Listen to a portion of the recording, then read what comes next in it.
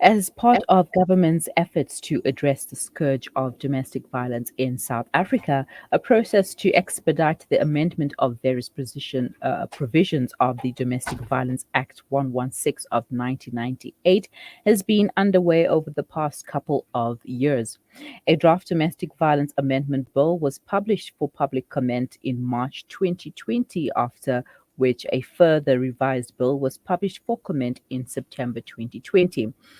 Now, joining me right now is the founder of the Women's Justice Foundation and attorney Magdalene Moonsamy to talk more about this Domestic Violence Act, focusing on violence online and on social media and how it might help curb gender-based violence. Assalamu alaikum, Magdalene, and thank you for joining me. Walaikum salam, Mariam. Thank you for having me, and thank you to the listeners for listening in. Right now, before we get into the act itself, cyber violence or online violence is not really considered as a serious crime, but it is, and why should it be taken seriously? Thank you, Mariam, again. The most important thing is that because of the limitations around implementation of the issue of the cyber crime and protection of private information, there has been very limited because the law enforcement, in terms of having the hardware and the software to support such kinds of management of the issue, is a financially intensive process. Now, in 2016, I had a matter regarding cybercrime. And it was one of the cases where we had to get reports from Google, etc., where there was hacking into the account, and then there were obviously inappropriate pictures being placed um, in this account in a certain individual's name, and the court ruled in favor of the fact that it was in fact a breach, even though the legislation didn't provide for such at that time.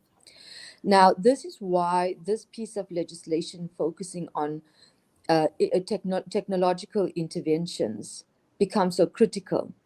Because as we are moving more and more into a space of synergized technology, what then happens is that people are becoming more vulnerable. There are things like spyware. Now, a lot of parents use such equipment for the purposes of keeping check on their children. But what you find, and this transpired also previously in terms of African breach of law, the privacy of what transpires even amongst partners on their phones, etc. Um, and hence the abuse that is taking place. So, because we have been in a lockdown environment, we have been moving into a deeper, technological revolutionary space, we then find that it becomes easier and more tenable for a person to then be able to track not just your movements or be able to harass you through messages and through, because the courts are becoming inundated with the inability to deal with the load of printing of WhatsApp messages, for example, and all of that. So, what is important about this act is that it allows for the individual. And remember, it is the individual, so it is either a male or a female, to be able to then go online and register or apply for an interim protection order. I don't know if you've ever been to the domestic violence courts. The queues um, are very extensive because people are becoming, the mental stability in society, the emotional health and well-being. This is something that we spoke about as in 2020 in one of our interviews, if you recall, with the levels of increase in domestic violence under the lockdown. So, what has since transpired is that you have a situation with the access to courts, the spread of the pandemic, but also the fact that people do have access to the internet. It takes the pressure off the courts and places it onto the individual can then just do it online as opposed to waiting till Monday or going to a police station, etc. And in that time, there might be an emergency. Hmm. So that is more or less, I mean, the succinctness of it, but also the factor of human and child trafficking and pornography, because a lot of these things are happening online. People are now interacting. um, I saw something the other day and I thought I was very backward, that phoning a person now is so 2015. So people are starting to use online methods, all of these social media interactive tools to be in a position to interact. And you have children, young girls being sexually and human trafficked and used as sex slaves all over the world, because it is so easy and accessible for them to then find these individuals, or All these right. individuals just find them and prey on the predators. So Mm. there are so many benefits i- of this. In the past, when we had to, if there were incidents that had to be proved around harassment, around issues of media intimidation, it's difficult because the courts then need the pattern, the courts then need the evidence. And in some instances, people breaking in. You have instances where women are their location is being tracked. They know exactly where the person is. So the propensity and the vulnerability that individuals are exposed to because of the technology that is improving is no longer restricted to just intelligence or crime. It's also accessible in terms of an app. So this is where this act becomes helpful and expedites the process. All right. It seems like it is a very, very important act to have, especially, with the lockdown. We've seen the numbers of people going online, to get in touch with family and friends, but then also having to have harassment and all of the cyber crimes that they had to deal with. Now, how will these laws protect the victims and ensure justice? Okay, one of the things that we have been not so effective in doing as a country is having a database.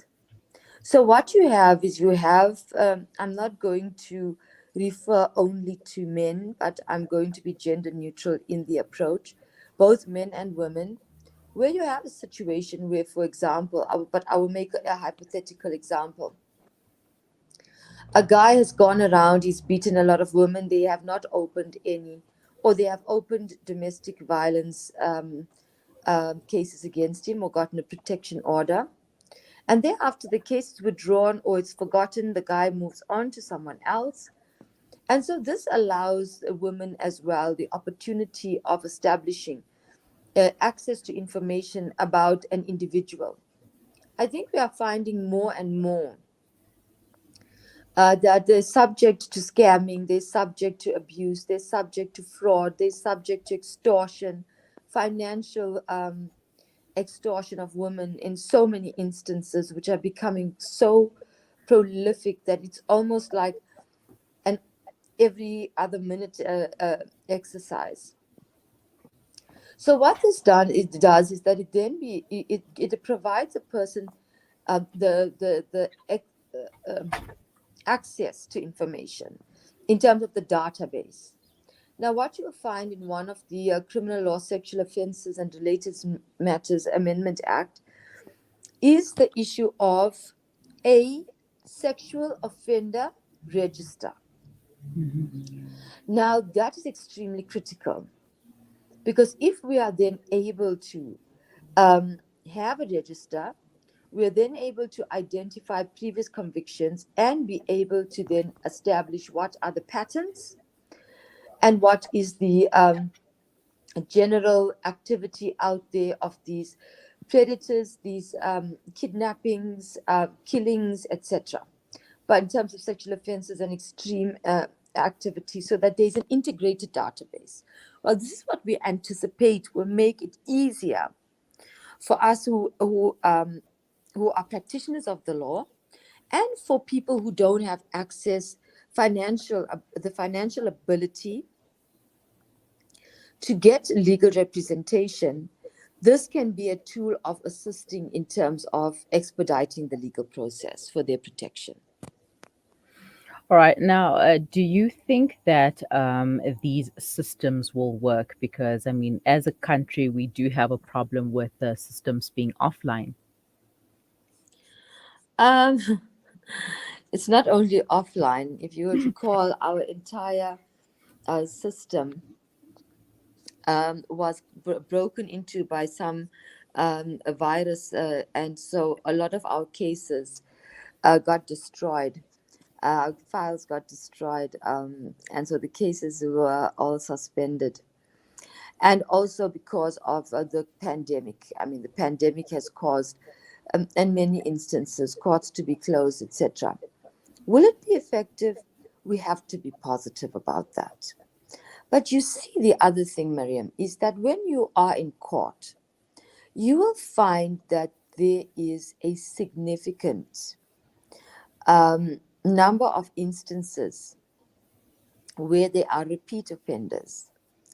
And in these instances, the magistrates or the judges generally have a sense in criminal matters about who the perpetrators are and if they are repeat. So they also have, they also have the benefit of being able to say, oh, okay, this person has been here before. So if you marry the two, one is capacity.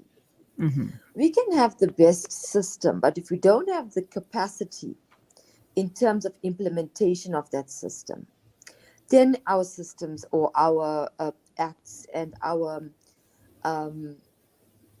expectations become, delusional grandeur. So my view is that we have to make it work. We have to make a reference to the act. We have to also, as legal practitioners, when we are exercising our duty, we exercise our duty and try and ensure that we also hold the justice system accountable and say, but we are aware, can you provide us with previous convictions? Because, for example, in a domestic violence court, you can't pull out previous convictions unless the person is criminally charged. Mm-hmm. And in most instances, as it was in the past, you had to go to a police station and then go to the domestic violence and then go back to the police station to open a charge. Now, in this instance, the benefit is that it gives you direct access. Whether it works or it does not work in terms of the efficiency of the online mechanism, because you and I both know that the online mechanism in many state institutions are not as effective as we would want it to be. Mm-hmm. But we have to make sure that we inform society that, look, there is now this option in terms of having access directly online to the court, the domestic violence court, and criminal and sexual offences registration of such things to inform. All right, Magdalene, we're going to take a quick break, but please stay with us and we'll continue thereafter.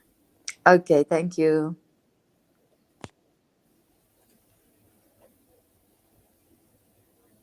Optimum place for your memorable gift. Is it our range of exclusive, high-end, luxurious jewellery? Or is it our master craftsmanship of all your bespoke jewellery needs? We believe it's because at Randery Jewellers, we know just how to make your special moments last forever. Whether it's for a wedding, anniversary, or just a simple gift to show your love, trust Randery Jewellers to make it special. www.randeryjewellers.com. Make your moments last forever with Randery Jewellers, the family name you can trust. There are over 200 million orphans globally.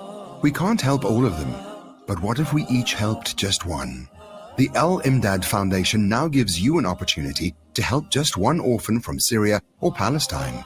For just 500 Rand per month, you can help safeguard the dignity of an orphan by assisting them with basic needs such as food, clothing, shelter, medical care, and attention. Our orphan sponsorship program allows you to track the progress of your orphan through regular feedback. Make a difference in the life of an orphan today. Visit alimdad.com or call 0861 786 243 for more information. Did you know a sponsored water well and borehole allows children to go back to school, empowers communities, and is a means of sadaqah jariyah? There are many villages in Africa and Afghanistan that are in need of water wells and boreholes. Sponsor a water well in Africa at 14,500 Rand, or a borehole in Africa and Afghanistan at 49,500 Rand. Call Africa Muslims Agency on 011 834 8685 or donate at Africa Muslims Agency. .co.za. Africa Muslims Agency, inspiring the spirit of giving. Rejuvenating media day by day. This is Salam Media.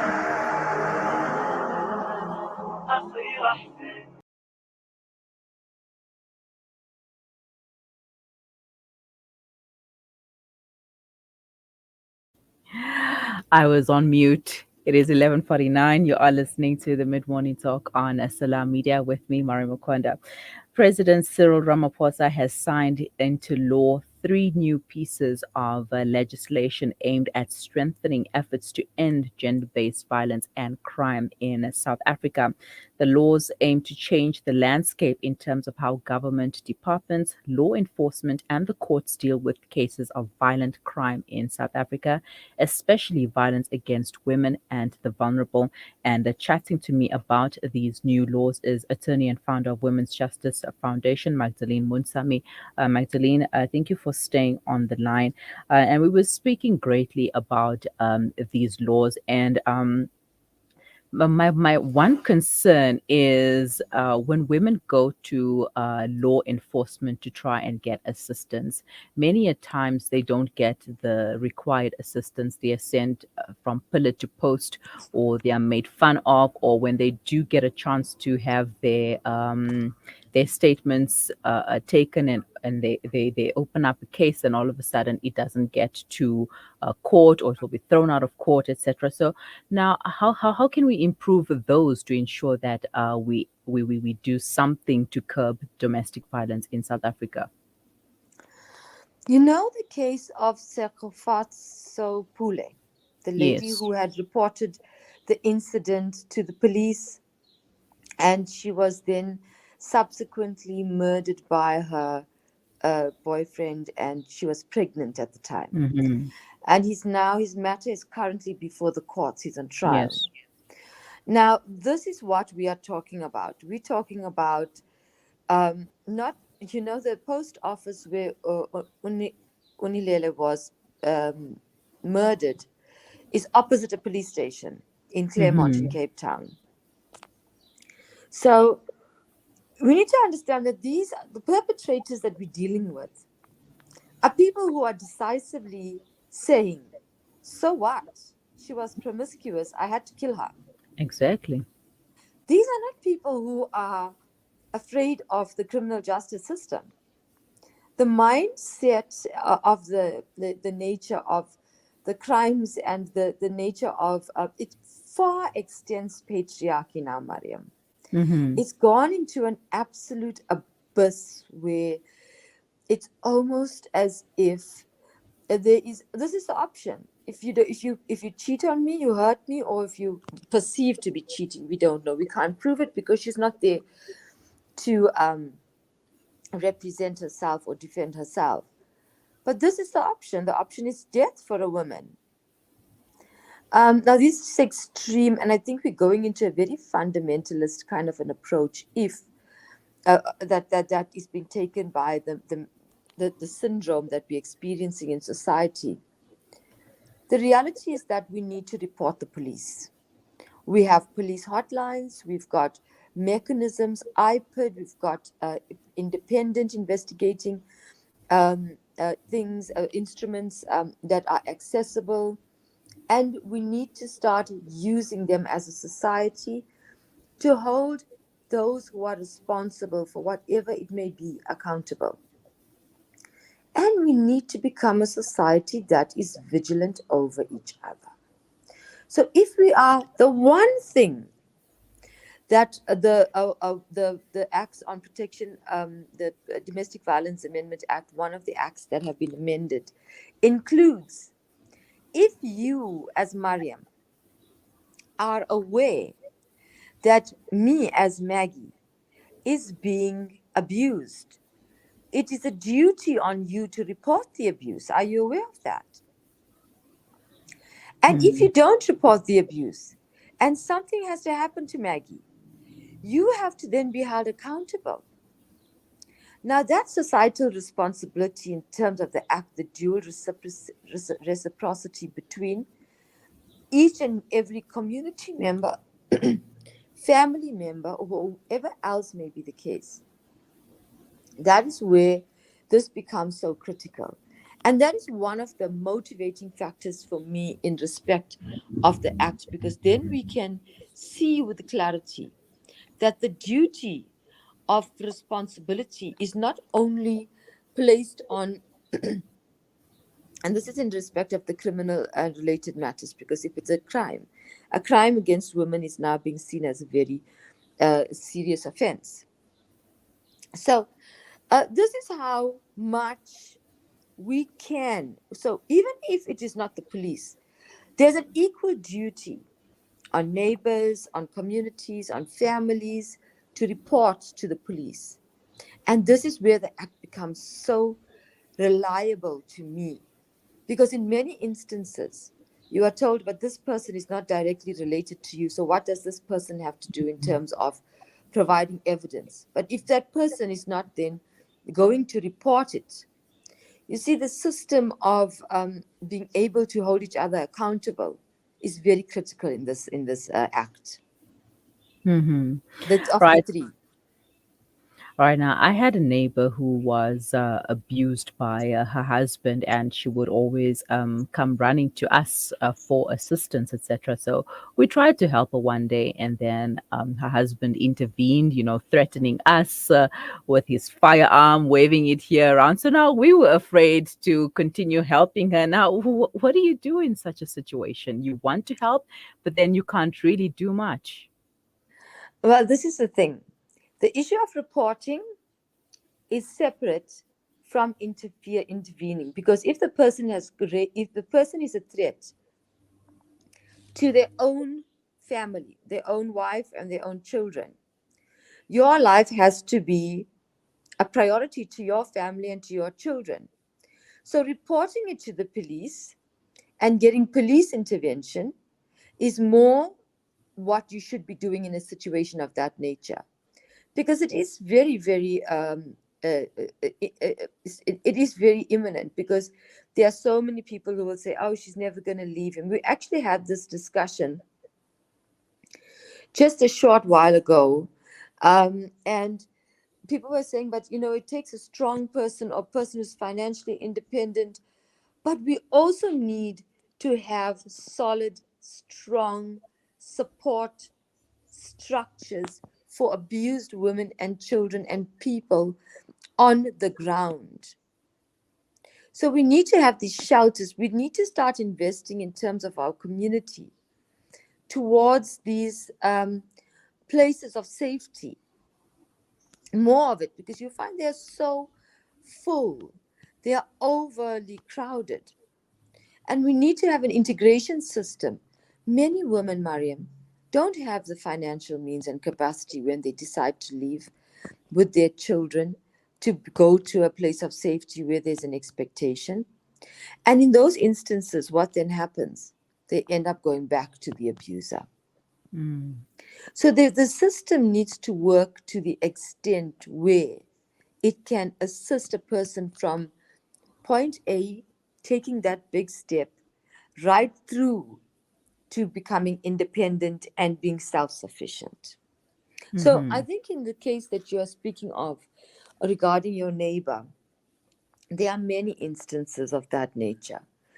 Call the police, report the matter, get the security companies in the area or the vicinity or the complex or the apartment building or whatever to come and attend to it, because then you have reported it.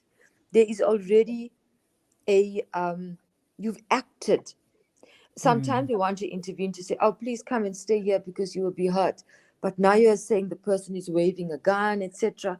You cannot put yourself at risk, because a person in that state of mind is not going to be logical about the lady, the firewoman, the lady who worked in the fire department, the city of Tshwane.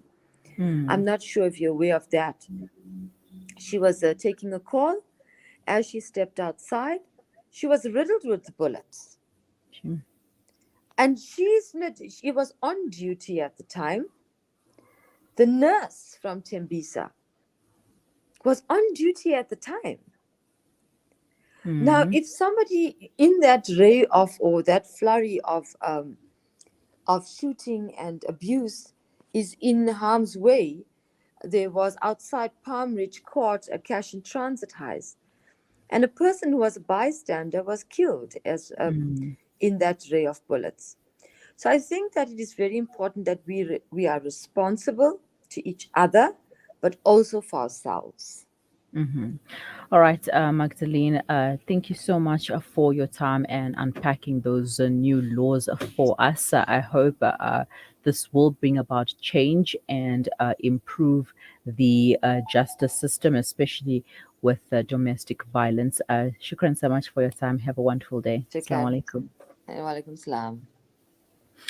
Attorney and the founder of the Women's Justice Foundation, Magdalene Moonsamy. So just in case you're wondering, these are the laws. I'll go through them quickly. It's the Criminal Law, Sexual Offences and Related Matters Amendment Act Amendment Bill. Then there's the Criminal and Related Matters Amendment Bill and the Domestic Violence Amendment Bill. Those are the three laws that were signed into recently. It is 12. You are listening to the Mid-Morning Talk on Salam Media.